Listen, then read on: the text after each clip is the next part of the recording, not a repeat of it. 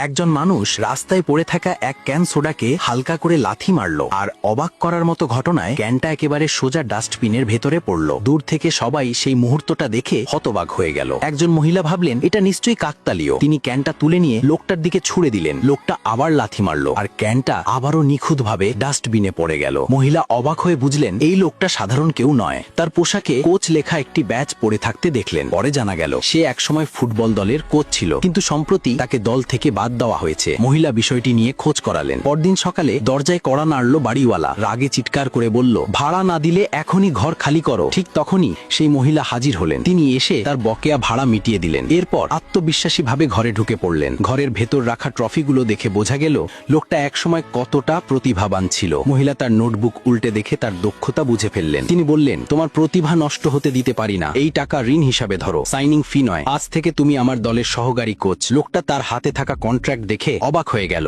জানা গেল সে একসময় ফুটবলের রাজা ছিল। 10 বছর আগে সে জাতীয় চ্যাম্পিয়নশিপ জেতার এক ধাপ দূরে ছিল, কিন্তু নিজের অহংকার আর কোচের কথা না শোনার কারণে শেষ মুহূর্তে পেনাল্টি মিস করেছিল। ফলে দল শিরোপা হারায়। সেই ধাক্কায় কোচ স্ট্রোক করেন এবং প্যারালাইজড হয়ে পড়েন। দল ভেঙে যায়, কারণ তারা কখনোই সেই হার ভুলতে পারেনি। পরে সেই লোকটা ফুটবলে কোচিং এ ফিরে আসে এবং সহকারী কোচ হয়। একবার সে এক শৌখিন দলকে নিয়ে পেশাদার দলের বিরুদ্ধে 4-1 ব্যবধানে জয় এনে দেয়, কিন্তু প্রধান কোচ ঈর্ষান্বিত হয়ে পড়ে। সে ভাবল তার কৃতিত্বকেই ছিনিয়ে নিচ্ছে, ফলে তাকে প্রতারক বলে অভিযুক্ত করে দল থেকে বের করে দেয়। দুপুরে সেই মানুষটি নতুন প্রশিক্ষণ মাঠে পৌঁছলো। মহিলা তাকে দলের সামনে পরিচয় করিয়ে দিলেন। তিনি ঘোষণা করলেন, যদিও সে আনুষ্ঠানিকভাবে সহকারী কোচ, কিন্তু কৌশল তৈরির পুরো স্বাধীনতা ওর। দলটি অবিশ্বাসের চোখে তাকিয়ে রইল, কারণ তারা সদ্য 60 পয়েন্টে হেরে এসছে।